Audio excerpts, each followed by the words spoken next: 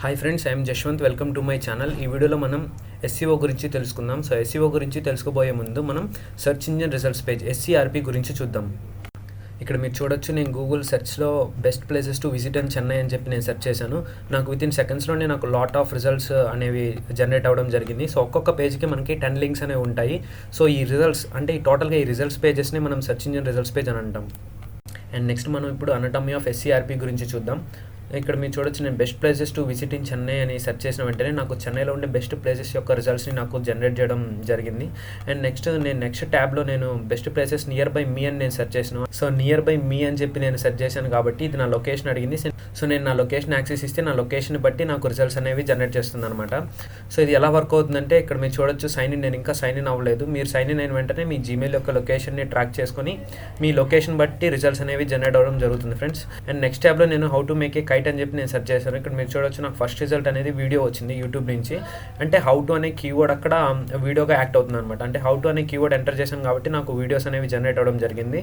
And మీరు పక్కన ఇక్కడ చూడొచ్చు, ఇంకా కైట్స్ ప్రోడక్ట్స్ కూడా వచ్చినాయి అమెజాన్ నుంచి. అంటే టోటల్గా అనటమీ ఆఫ్ SERP అంటే ఏంటంటే, మనం ఎంటర్ చేసే కీవర్డ్ని బట్టి మనకి రిజల్ట్స్ అనేవి జనరేట్ అవుతున్నట్టు.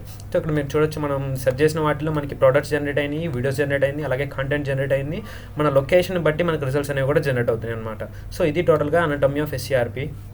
సో ఇప్పటివరకు మనం SERP అంటే ఏంటో చూసాం. అండ్ అలాగే మనం ఎంటర్ చేసే కీవర్డ్కి సంబంధించి రిజల్ట్స్ అనేవి ఎలా జనరేట్ అవుతున్నాయో కూడా చూసాం.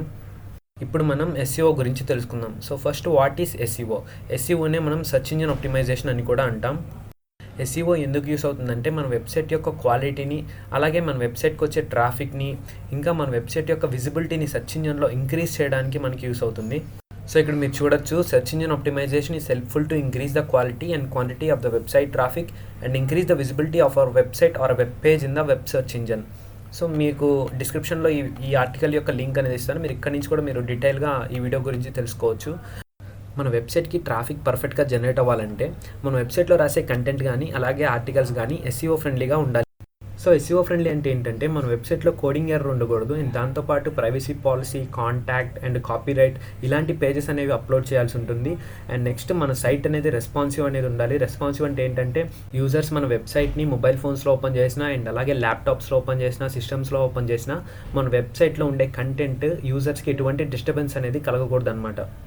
అంటే సింపుల్గా వెబ్సైట్ డిజైన్ అనేది పర్ఫెక్ట్గా ఉండాలి ఫ్రెండ్స్. సో SEO ఫ్యాక్టర్స్ అనేవి ఇంకా మనకి చాలా ఉన్నాయి friends, like meta title, meta tags, description, back links, అలాగే మనం రాసే ఆర్టికల్ 2000 వర్డ్స్ అనేవి ఉండాలి. అండ్ ఆర్టికల్లో 2-3 పిక్స్ అనేవి ఉండాలి. అండ్ అలాగే మనం రాసే ఆర్టికల్ కీవర్డ్ రీసెర్చ్ చేసి రాయాలి. సో ఇలా మనకి చాలా ఫ్యాక్టర్స్ అనేది ఉంటాయి. సో ఈ ఫ్యాక్టర్స్ అన్నీ పర్ఫెక్ట్గా ఉంటేనే మన వెబ్సైట్ ఇంకా మన వెబ్ పేజ్ ర్యాంక్ అవ్వడానికి పాసిబిలిటీస్ ఉంటాయి. సో ఫైనల్గా మనకి SEO అనేది ఎలా యూస్ అవుతుందంటే, మన వెబ్సైట్ యొక్క ట్రాఫిక్ని అలాగే మన వెబ్సైట్ యొక్క క్వాలిటీని ఇంక్రీజ్ అవ్వడానికి యూస్ అవుతుంది. అండ్ అలాగే మన వెబ్సైట్ యొక్క విజిబిలిటీని గూగుల్ సెర్చ్ ఇంజిన్లో ఇంక్రీజ్ చేయడానికి కూడా మనకి యూస్ అవుతుంది. వెబ్సైట్ యొక్క విజిబిలిటీ ఇంక్రీజ్ అయితే ఆటోమేటిక్గా మన వెబ్సైట్ అనేది ర్యాంక్ 1లో ఉండడానికి ఎక్కువ పాసిబిలిటీస్ అనేవి ఉంటాయి. సో ఇప్పుడు మనం why being on top of the page is important అంటే, మన వెబ్సైట్ టాప్ పేజ్లో ఉండడం ఎందుకు ఇంపార్టెంటో చూద్దాం. సో ఇక్కడ మీరు చూడొచ్చు, 90% of users do not go beyond the first page. అంటే ఏంటంటే 90% ఆఫ్ యూజర్స్ ఫస్ట్ పేజ్ని దాటి వెళ్ళరనమాట. వాళ్ళకి కావాల్సిన ఇన్ఫర్మేషన్ మ్యాక్సిమం ఫస్ట్ పేజ్లో ఉండేలా చూసుకుంటారు. ఒకవేళ వాళ్ళకి కావాల్సిన ఇన్ఫర్మేషన్ అనేది ఫస్ట్ పేజ్లో లేకపోతే మ్యాక్సిమం కీవర్డ్ చేంజ్ చేసి సెర్చ్ చేస్తారనమాట. ఓవరాల్ 100% ఆఫ్ ట్రాఫిక్లో టాప్ 3 లింక్స్కి 60% ఆఫ్ ట్రాఫిక్ అనేది వెళ్తుంది. సో ఇక్కడ మీరు చూడొచ్చు, 32% ట్రాఫిక్ ఫస్ట్ లింక్ వెళ్తుంది and 17% of traffic second link, 11% of traffic అనేది థర్డ్ లింక్ వెళ్ళడం జరుగుతుంది. సో ఇక్కడ మీరు చూడొచ్చు, ఫస్ట్ 60% ఆఫ్ ట్రాఫిక్ అనేది టాప్ 3 ర్యాంకింగ్ గల వెబ్సైట్స్కి ఇలా డివైడ్ అవుతుంది. అండ్ రిమైనింగ్ 40% ఆఫ్ ట్రాఫిక్ మిగతా 7 రిజల్ట్స్కి జనరేట్ అవ్వడం జరుగుతుంది. సో దీన్ని బట్టి మీకు ఈజీగా అర్థమవుతుంది మన వెబ్సైట్ ఫస్ట్ పేజ్లో ఉండడం ఎంత ఇంపార్టెంటో అని. సో మన వెబ్సైట్ అనేది ఫస్ట్ పేజ్లో ఉంటే మన వెబ్సైట్కి ట్రాఫిక్ అనేది జనరేట్ అవుతుంది. సో ట్రాఫిక్ జనరేట్ అవ్వడం ద్వారా మన వెబ్సైట్లో ఏమైనా ప్రోడక్ట్స్ అనేవి ఉంటే ఈజీగా సేల్స్ అనేవి ఎక్కువ రావడం జరుగుతుంది. ఒకవేళ మన వెబ్సైట్ అనేది ఫస్ట్ పేజ్లో లేకపోతే మన వెబ్సైట్ క్లిక్ అవ్వడానికి తక్కువ పాసిబిలిటీస్ ఉంటాయన్నమాట. ఇది టోటల్గా SEO అంటే. సో మీకు SEO అంటే ఏంటి అండ్ SEO మనకి ఎలా యూస్ అవుతుంది అని ఈ వీడియో చూసిన తర్వాత మీకు అర్థమైందని నేను అనుకుంటున్నాను. ఒకవేళ మీకు ఈ వీడియో నచ్చితే లైక్ చేయండి అండ్ షేర్ చేయండి మీ ఫ్రెండ్స్కి. అలాగే మీరు ఇంతవరకు నా ఛానల్ని సబ్స్క్రైబ్ చేసుకున్న వారైతే వెంటనే వీడియో కింద ఉన్న సబ్స్క్రైబ్ బటన్ని ప్రెస్ చేసి అలాగే పక్కన ఉన్న బెల్ ఐకాన్ యాక్టివేట్ చేసుకోవడం ద్వారా మీరు నా వీడియోస్ని ఈజీగా చూడొచ్చు.